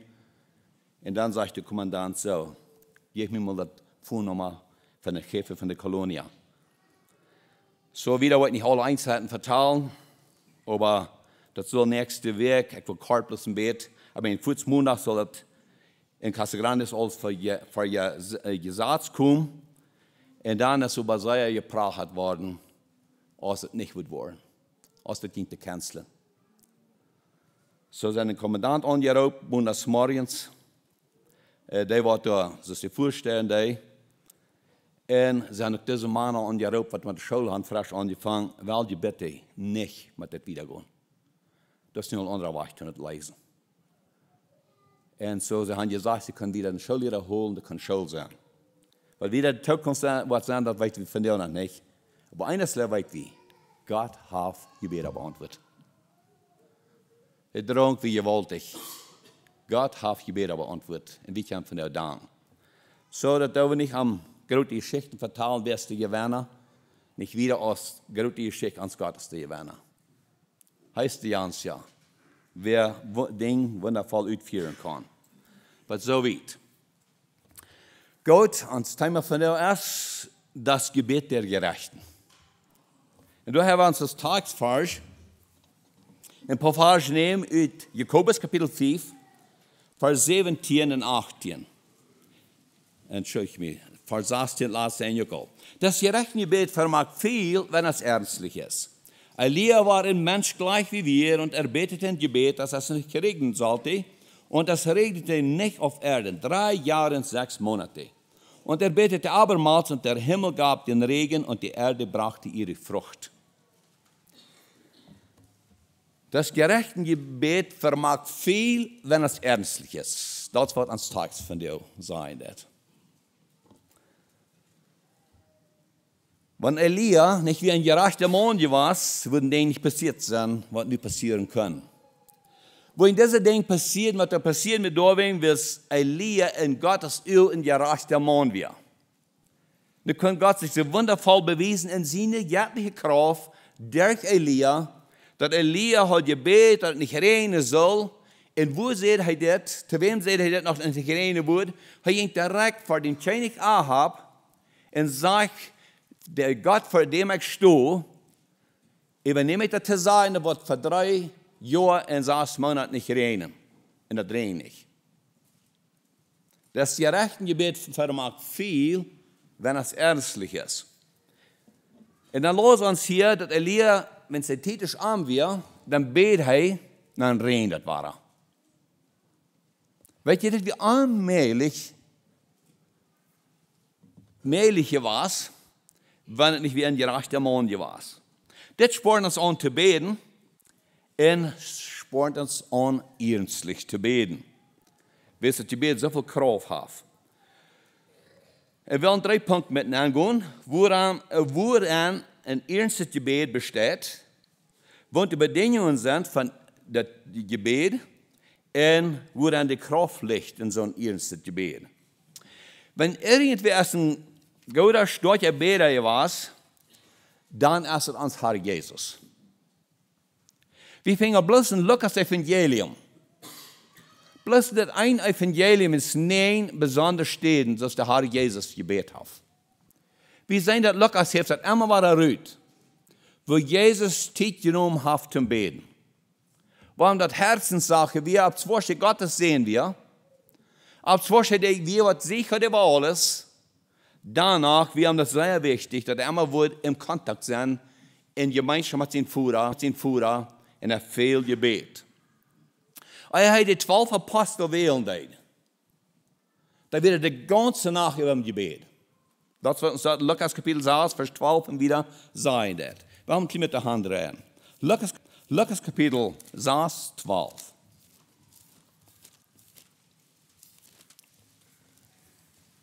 Es begab sich aber zu der Zeit, dass er ging auf einen Berg zu beten. Und er blieb über Nacht in dem Gebet zu Gott. Und da es Tag war, rief er seine Jünger und erwählte ihre 12, welche er auch Apostel nannte. Seht ihr mal, Jesus will sich am Boden abzugehen, zum Beten. Und sagt das hier, und er blieb über Nacht im Gebet zu Gott. So wichtig, wir haben das Gebetsleben. Und für das, was er nu vor sich hat, dass er will das Apostel toebrauchen, beter danach über. Und dann will er das Apostel. Nächstes Mal fangen wir Markus Kapitel 1, Vers 34. Vor des Morgens, wie ein anderer wird, vor Tag wir, da stand Jesus ab und ging gerührt und ging wach am zu beten. Und die Jünger gingen sachten am. Über dem, der Meier Volk ging heran und sachten war. Wo ist Jesus? Wo ist der? Der ist wach gegangen. Der ist beten gegangen. Ja. So sei wirklich der Apostel, der hat viel Gebet. Die nicht-testamentliche Gemeinde, die haben viel Taub und die haben viel Gebet. Das redet nicht bloß von einzelnen Menschen an Gebet, das sagt die Gemeinde, die wir beständig im Gebet. In Apostelgeschichte Kapitel 2, denkst Vers 42. Da sagt die Gemeinde, wir beständig im Gebet. So sei wieder das Gebet in Kraft treten wird, einmal bloß Kinder was beten, ja? Und mir ist es immer so wertvoll, so rührend zu sein, weil kleine Kinder sind Gott vertrauen haben, wo eins mit Kinder abkommen und sagen, was will wir das beten? So, hier wir immer wahr. Und dann erst mal vertellen Eltern von ihren Kindern, sind noch mal jung und dann, oh, das war nach Gebet. Für das wir auch noch beten. Für dort wir auch noch beten. Ist das nicht interessant, dass Kinder das dort sind? Wo nehmen Kinder das Herz, wenn wir für den beten? Weißt du, sie haben das gelehrt, über wichtig das erste Beten. Und das erkenntliche Vertrauen, das Mann, der gesagt hat, beten ist gut. Der Senderschullehrer hat das gesagt, der Schullehrer hat das gesagt, beten ist wichtig. Und dann kommen sie ab, weil wir für das und dort beten, ja. Und dann sehen wir das einmal, wo die Gebet in Kraft treten. Dann, ich will eine Geschichte vertellen, ich glaube, die hat ich vielleicht Jahren mal vertelt, und mir scheint ja sehr passend zu sein. Was macht das von Unterschied, wenn Kinder einmal abkommen und sagen, weil wir im Denk beten? In einem Dorf, da wohnten, das ist wenig erst, die Menschen sind eigentlich gut bemittelt, ja, Andere waren armere. Ik weet correct wat ze zei, we woonden mal in dorp, we waren zo geroost avonds aan het brood dat am Dash hadden. Op hetzelfde dorp woonden nog zeer goed bemiddelde lied. Zo is het veel, ja. En zo weer hier in diesem dorp. En das junge lied in diesem dorp, ze waren nog maar zo'n aanvanger, ze hadden nog maar weinig. En dan viel het neidig aan een huis.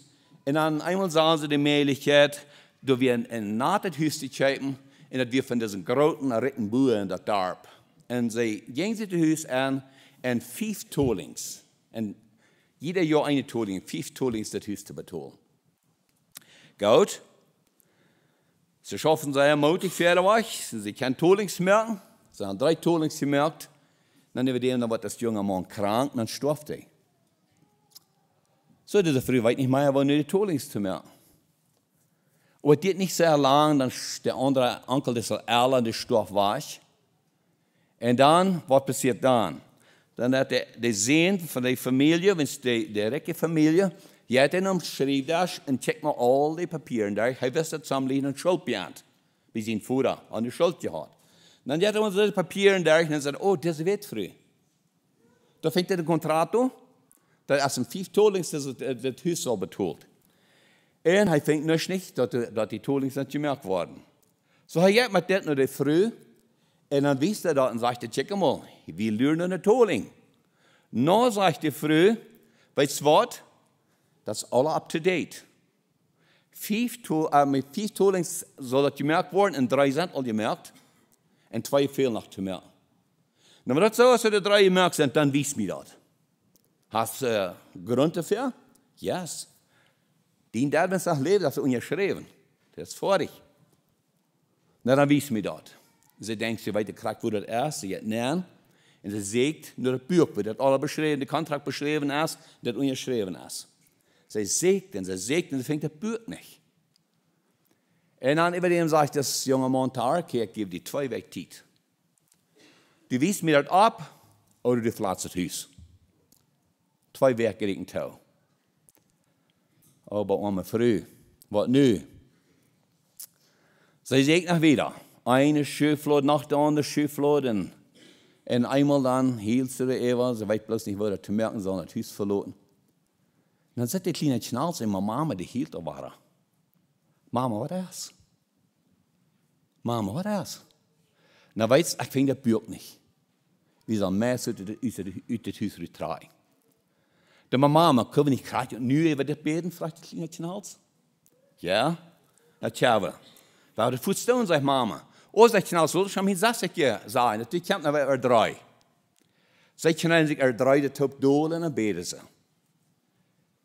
En als ze groot voor zich beden, dan heeft de mama buiten klinkt de gouden voet. Somebody is ja aan het huis. En dan, dat is dies da, aber ze schifft venster op en checkt ze uit, wat is er, wat geht da an?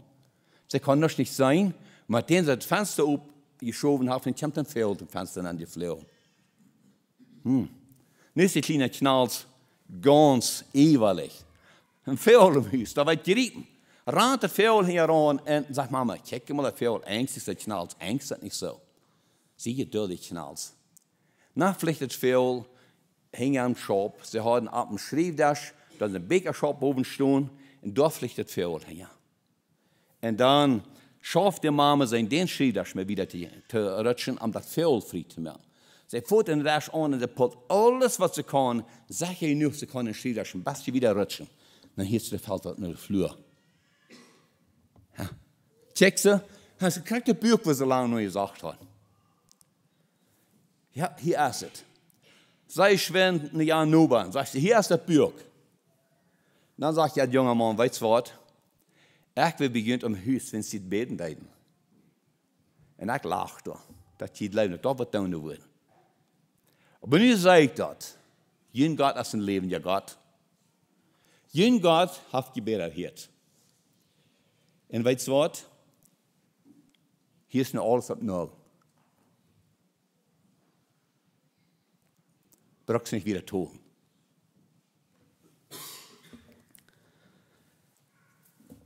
Was hat das erste Gebet getan? Gut. Woran besteht ein ernstes Gebet? In der Anbetung. Warum muss man das nicht sagen, das fängt an in der Anbetung. Viel, wir haben vielleicht viel bitten, nicht wahr?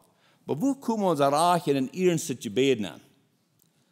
Und dort kommt in der Anbetung, dass wir Gott anbeten, dass wir Arm hochheben, dass wir das sein werden, erst, von wem wir aufhängig sind, dass sie bezeugen das in uns, nicht wahr? In 2. Chronik, Kapitel 6, hier wollen Sie Tempel war hier wir, das war ein Klimat sein, wo David da beten hat. 2. Chronik, Kapitel 6, Vers 14 und 15. Herr Gott Israels, es ist kein Gott dir gleich, weder im Himmel noch auf Erden, der die hältst den Bund und die Barmherzigkeit deinen Knechten, die vor dir wandeln, aus ganzem Herzen. Du hast gehalten deinen Knechten David, meinem Vater, dass du ihm geredet hast. Mit deinem Munde hast du es geredet und mit deiner Hand hast du es erfüllt, wie es heute Tages steht. Das ist eine Anbetung. David ist Gott. Ich bete dir an. Mit dem Mühl hast du geredet und du hast gehauen, was du geredet hast. Mit deiner Hand hast du dort getan, was du sagst, was du tun wirst. Und ich sage, du stehst das Haus hier. Der Strom Tempel, der Strom ist der Gebüt wir. Der steht nicht da. David sagt nicht, du weißt, dass er es geschafft hat. Das Tempel steht nicht da. Gott, wisst du, was du gesagt hast. Mit dem Müll hast du gehauen. Und was du gesagt hast, was deine Hand tun würde, hast du getan, du hast die bezeugt, du hast gesehen. Nu steht es hier. Das ist die Anbetung. Und das steht mit so einer Anerkennung, das steht, dort für Kraft kommt, ein Gebetsleben zu führen, in der wahre Anbetung. Weil wir klimat die wir drehen, no Nehemia Kapitel 1, Vers 5, da finden wir dort, dass Nehemia, wenn es ist mal hier sagt wird, Jerusalem wir, dann sagt dann da in Nehemia Kapitel 1, Vers 5, dass Nehemia, fängt an zu beten. Und wo hat er beten? Hat er Gott anbeten. Ich kann vielleicht da ein klein bisschen handrehen. Nehemia Kapitel 1, 5.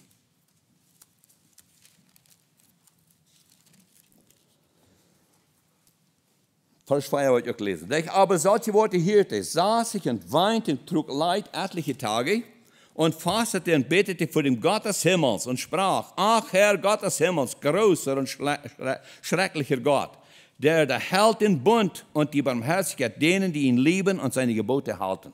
So fängt er an. Erst eine Anbetung, dann der Buße, erst der Gott anerkennen, dann der Buße für sich und für das Volk, und dann der Beten, Gott wird halten wieder, das Ziel war, wir schon gebüht worden. Also was sagen wir hier das aus ein ernstes Gebet? Woran liegt ein ernstes Gebet? In seiner Anbetung gesteht. Dass Menschen wirklich erkennen, dass man immer erkennen, wer ist Gott? Und wo abhängig sehe ich von Gott? Wo wenig sehe ich ohne Gott? Und dass wir dort lernen, dass hier ist die Kraft, hier im Gebet. Im Bekennen, vielmal kommt es nicht beim ersten Gebet, wo wenig, willst du Sinn im Leben. Viele Menschen können was das erste ernstliche Gebetsleben führen, dass die Gebet kann so ein Unterschied merken, was ans Tag sein wird, willst du erst Sinn im Leben. Und dann ist es die Kraft. Sie finden euch die Kraft im Gebet. Wir hören das viel Mal, dass gesagt wird, dass ich falle die Bete dringend nicht durch. Das Jeppes wird benommen und das dringt nicht durch. Und sehr vielmal erst wisst das Sinn im Leben. Dann dringt die Bete nicht durch. Und dann braucht es einmal, dass man bekannt wird, also das Schuld bereinigt wird, dass wir ein Gebetsleben führen, ein ernstes Gebetsleben, wo es so viel Utmerken, dass wir den Tag lesen werden. Der Psalmist, der sagt im Psalm 32, er hat seinen Sinn wohl verschweigen, aber no, das wird bloß zu schwer. Das trägt bloß so sehr. Das wird so schwer, als wenn der Sommer mal wird alle dreig werden. So wird sie leben. Und dann sagt er, dann bekannte ich meine Sinn. Psalm 32, 5. Darum bekannte ich dir meine Sünde und verhielt dir meine Missetat nicht. Ich sprach, ich will dem Herrn meine Übertretungen bekennen. Da vergab sie mir die Missetat meiner Sünde. Also David hat eine große Sünde auf sich. Und wenn die Sünde im Stich ihm deed, dann wird er in voller Kraft. Und er wird ein Mann des Gebets. Gott sagt uns direkt in Apostelgeschichte Kapitel 13, dass er ein Mann nach meinem Herzen gefangen hat. so Mann ist wie David. Und wir hier in der Eröffnung erst, was David getan hat, was er geschafft hat, wo er seine Kraft verwirrt. Und ich möchte, dass was gesagt wird, das Gebet. David hat wie ein gebetsvoller Mann und wir so eine besondere Kraft haben. David sagt seine Kraft nicht in äußerliche Dinge. Weißt du, wenn ein Vers Eiers auf Bruder Isaac zu lesen hat, wo er anfängt zu lesen, da sagt uns dort, dass Saul trug David seine königliche Kleider an. Wenn es sich mal endlich gibt, dass David kann gehen gegen Goliath, dann trug Saul David seine königliche Kleider an, um das soll sicherer sein, dass David auch wird gewinnen mit diese königliche Kleider. Was der David? Er fängt an zu gehen und er kann trägen und sagen, diese Kleider kann ich nicht gehen. Er lädt auf. Diese Kleider, die lädt alle an. Und dann denkt er in den Namen des Herrn Gottes, was Goliath so geheint hat. In diesem Namen denkt er. Nicht in königliche Kleider. Wenn es vielmal nicht beim Gebet kommt, was ihr, das hat viel großer Unterschied merken, denn diese Welt ist da, wenn wir vielleicht in königliche Kleider leben. Dann. In andere wird, wir wollen auf unsere eine Gerechtigkeit, mit unsere eine Gott denken, wir wollen Kraft haben, wir meinen ja auch wert zu sein, nicht wahr? Und leider zu hier, wir machen das Anstehende loten. Das Gebet kann nicht in Kraft treten, solange es, wenn diese königliche Kleider gehen. Die Kraft im Gebet, was so viel großer Unterschied merken, das liegt durch, dass wir diese königliche Kleider aufleihen, das David im Namen des Herrn Jesus gehen. Wonach lichtet? In Sorgen aufleihen. Weißt du, vielmal, wenn als Gebeter meine Kraft haben, nicht so viel Sorgen im Leben wird. Was das sehr viel Sorgen sind, wir können die Sorgen nicht aufleihen, kann ich nur Gott bringen, folge dessen kann unsere Gebete nicht das große Unterschied merken, dass das Tag sein, denn es vermag, das ernstliche Gebet vermag viel. Das ist so eine sehr große Kraft und ernstliche Gebet. Aber eigentlich muss ich mal die Sorgen aufleihen, ja? Weil die Sorgen mal kann handleihen, dann wollen wir an, so. Nun haben wir die Sorgen in Gott gebracht und dann haben wir viel kraftvoller sein im Gebet. In Philipper Kapitel 4 sagt es, sorget nichts, sondern in allen Dingen lasst euch beten im Gebet und Flehen mit Danksagung für Gott könnt werden. Hier sagt es, sorget nichts. Dann sagt es, über was? In allen Dingen lasst ihr beten im Gebet und Flehen mit Danksagung für Gott könnt werden.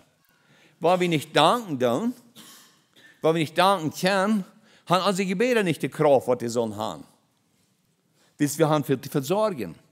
Und dann können die Gebete nicht so große Unterschied mehr. Also weit wie dort am nächsten zu sein zum Gebet, und dass die Gebete keinen großen Unterschied merken, dann braucht das wahnsinnige Sorgen aufleihen dann. Nächstens erst im Danken, Kolosser 4, Vers 2, ich wollte auch nicht weiter angehen, aber da ist eine sehr große Kraft im Danken. Wenn wir viel danken, also Gott kann die Anerkennung geben, am Loben, am Hochheben, am Preisen, dann ist eine Kraft, dass wir viel tiefer gehen ans Gebetsleben. Im Gebetsleben ist mehr, als ich verangewandt habe, morgens zu oben im Gebet, und das Gebetsleben, was ein großer Unterschied merken, dass das Gebet, was von tief aus dem Hort kommt. Was wir einmal muss sein, hier hat eine Gelegenheit, hier ist einer, der kann mir mal aussprechen. Hier kann man krank sein mit Gott, aber über alles, ich kann einmal die Anerkennung geben, für wer er ist, was er getan hat im Leben, für Gebete, was er hier tat, dass ich ein Zeugnis habe, wo Gott so wundervoll ist, wo Gott so groß ist, weil Gebete hier und da, da liegt eine Kraft, wo wir am Anerkennung geben, am hochgeben, und dann dort haben wieder gehen im Gebet. Was sind bei den Jungen? Klimaat hat bemerkt, und die möchten rennen, hört, wir wollen mal drehen, in Psalm 66. Psalm 66, Vers 10. Da sagt dieser mal, kommet her, höret zu alle, die ihr Gott fürchtet. Ich will erzählen, was er an meiner Seele getan hat. Zu ihm rief ich mit meinem Munde und pries ihn mit meiner Zunge. Wo ich Unrechtes vorhatte in meinem Herzen, so würde der Herr nicht hören. Aber Gott hat mich erhört und gemerkt auf mein Flehen. Gelobt sei Gott, der mein Gebet nicht verwirft, nach seiner Güte von mir wendet. Habe ich gehört, habe ich gesehen, was das hier sein, das Wort? Wo ich Unrechtes vorhatte in meinem Herzen, so würde der Herr nicht hören. Als wohnt es das Gebet, wo viel Kraft ben ist, dat is het gebed, wo een boos voor het hart te God gebed wordt. Dat is de Kraft ben ist, is ans Tag sein, wat een grote onderscheid maken dat. Nächstens, de Glauben. Wat geloof je wat passiert zijn, wenn Elia einmal vor Ahab steht und sagt, wat dort in der lange Zeit kann man reden. Aber merke bereit, das wird ganz streich worden. Was wird passiert sein, wenn Elia das nicht im Glauben gesagt hat? Weil sie in Glauben sofort wieder. Und er ist sicher stand. Und sie das Wort nicht reden, und das reden nicht. Was wird passiert sein, wenn es David Goliath nicht ging, was das nicht wie im Glauben war? Ich sage mir immer, was nicht konnte passieren, wenn David nicht mehr im Glauben war. Aber David sagt zu Goliath, von der, wo Gott die in meine Hände geben. Und du wirst zum Volk kommen. Er ging im Glauben verweg. Das, was wir von dir brauchen. Weet je, dass die Umstände sind, in der Zeit, wo wir beim Leben, in der Zeit, wo wir vor uns haben, wird es Gott geschenkt wird. Das sieht nicht alle Tag aus. Aber Brüder und Schwestern, wir brauchen selbst nicht aus bloß ein erstes Gebet im Glauben beten. Und dort in Gottes Hand liegen. Er weiß sich wieder. Er wird sich bezeugen. Was würde es halten, wenn wir würden beten ohne Glauben?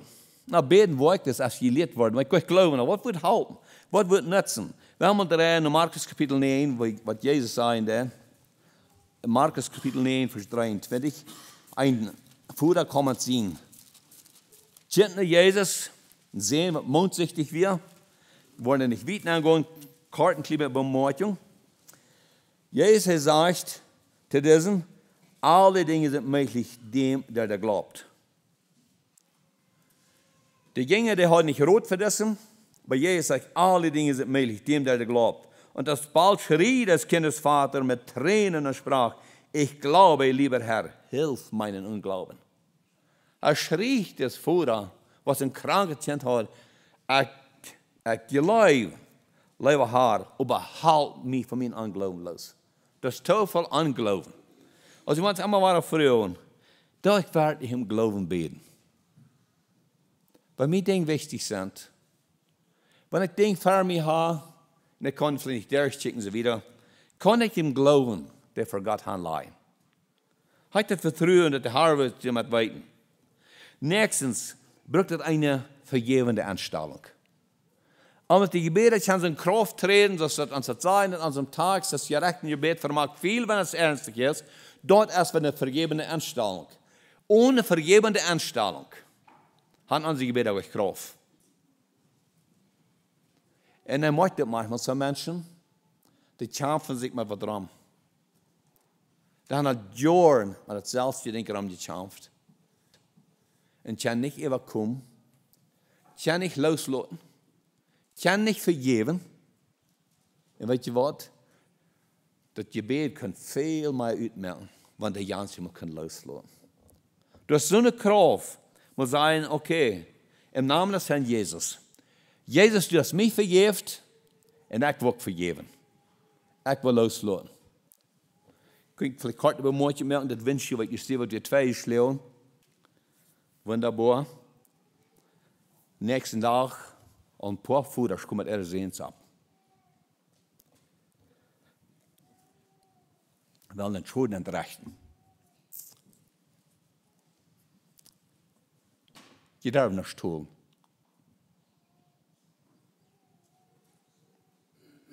Die Jungs sind zu gut geholt worden. Ich hätte zu gut geholt, je darf nicht tun.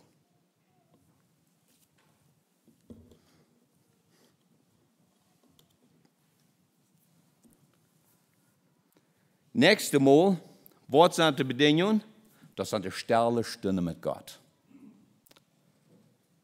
Wenn wir wollen, an sich wieder dann Kraft treten, damit wir Zeit haben, für stille Stunden mit Gott. Weißt du, der Herr Jesus, er brauchte diese stille Stunden. Er war viel mit seinem Vater in Kontakt im Gebet. Das was wir brauchen. Stille Stunden mit Gott. In Matthäus Kapitel 6, Vers 6.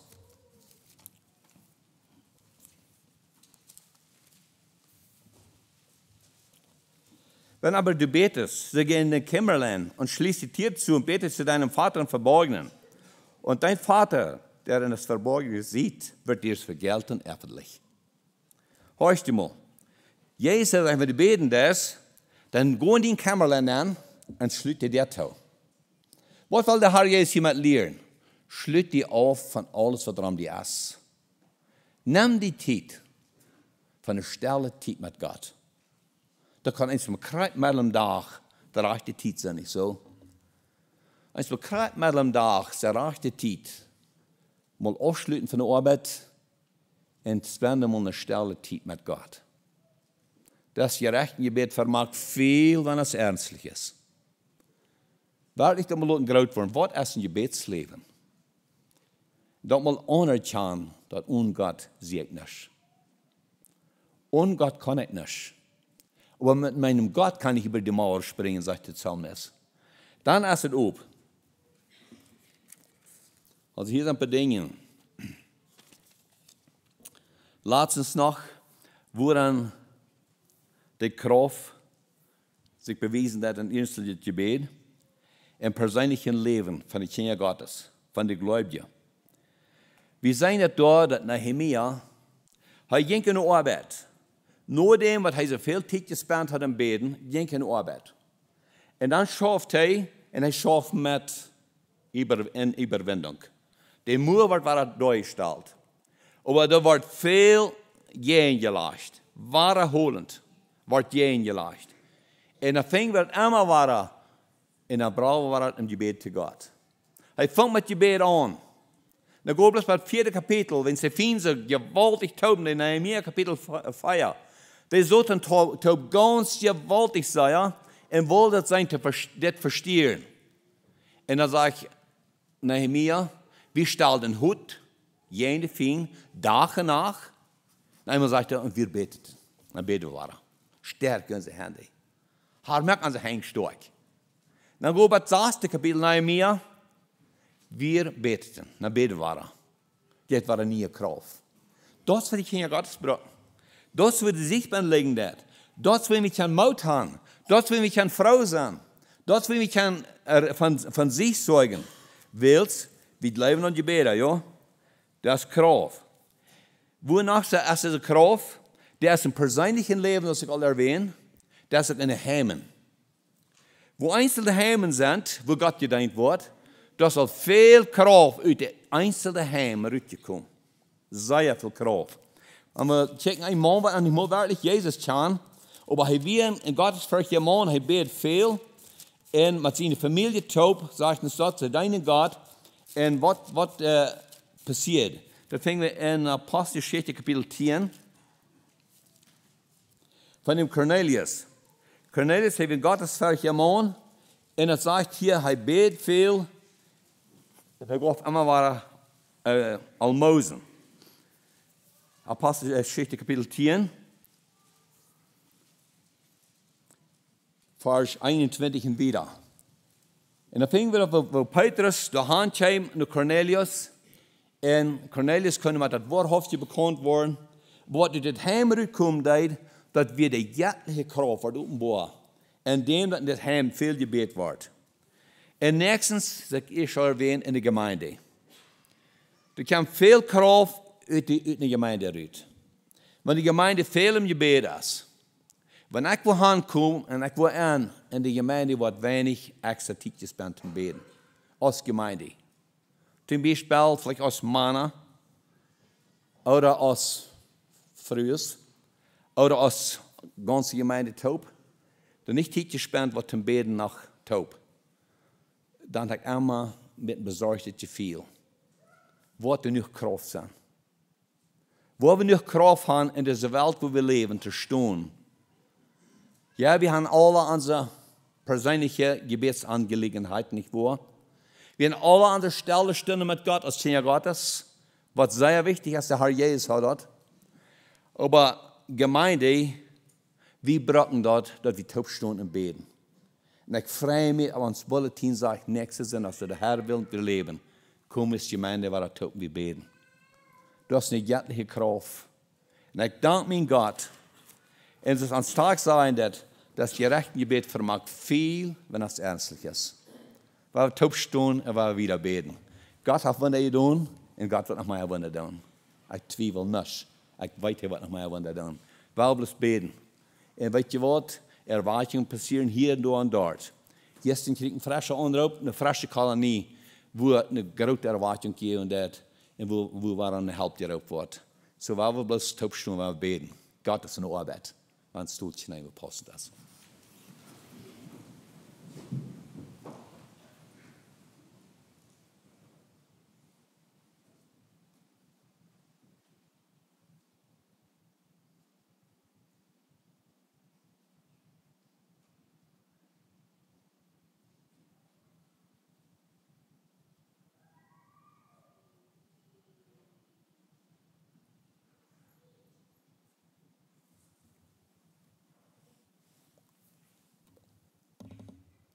Allmächtiger Gott und Vater im Himmel, wir danken dir, Herr, dass du so eine Menschen, als wir sind, so schwach, untüchtig zum Gauden, weil du uns so gnädig bist und dass du hier und das, was wir zu dir open tun, weil wir die loben tun, weil wir die danken tun, weil wir die erheben tun und Herr, weil wir zu dir schreien tun, die hier uns. Wir danken dir. Wir danken dir, Herr, für dein Wort, was er sagt, das gerechte Gebet vermag viel, wenn es ernstlich ist. Herr, dein Wort sagt, wir sind Menschen, kriegst es Elia. Und was passiert, indem das Elia, die treu wir? Herr, lass uns auch so treu sein und beten, dass Elia dein, dass du wirst ja heute verherrlicht worden, und die direkt wieder kann gebüht worden. Ich bete, Herr, sehen dir all die betende Geschwister, was er inbrünstig in Gebet zu bringen. Herr, vergelt uns und lass uns sein, dass deine Kraft durch uns, deine Segnungen im Namen Jesus. Amen.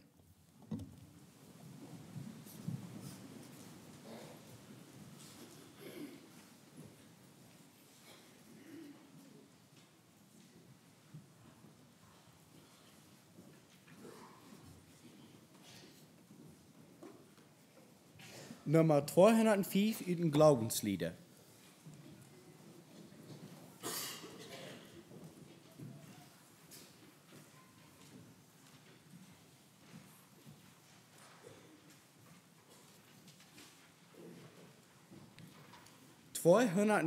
In den Glaubenslieder.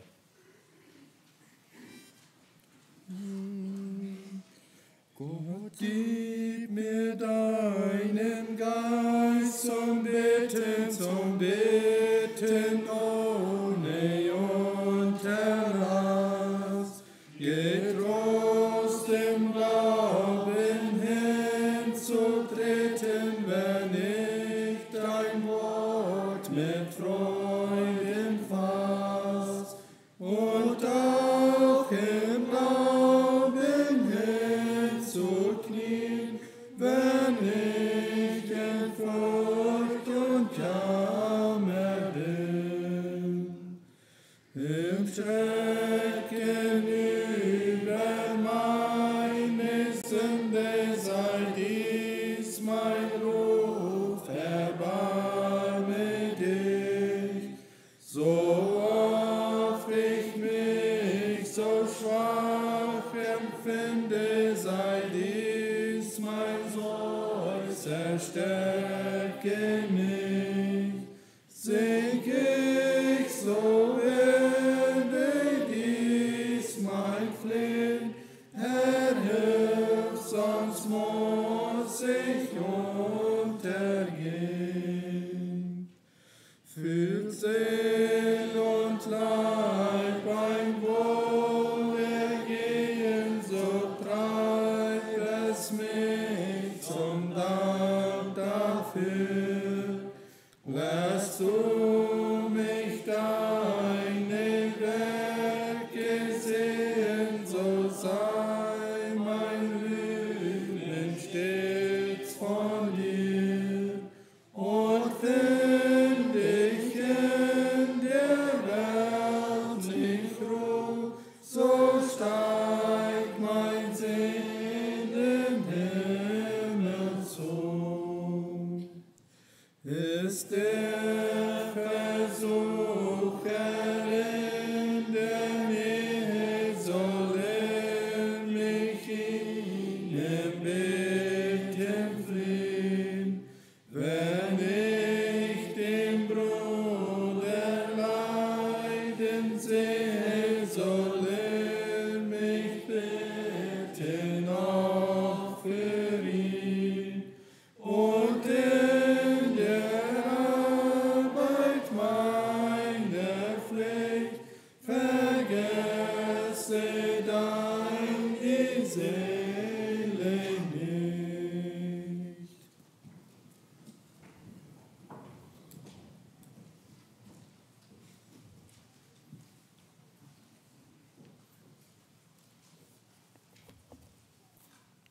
Gott will haupteigen. Die Gnade unseres Herrn Jesu Christi und die Liebe Gottes und die Gemeinschaft des Heiligen Geistes sind mit euch immer da. Amen. Wir scheiden im Frieden des Herrn.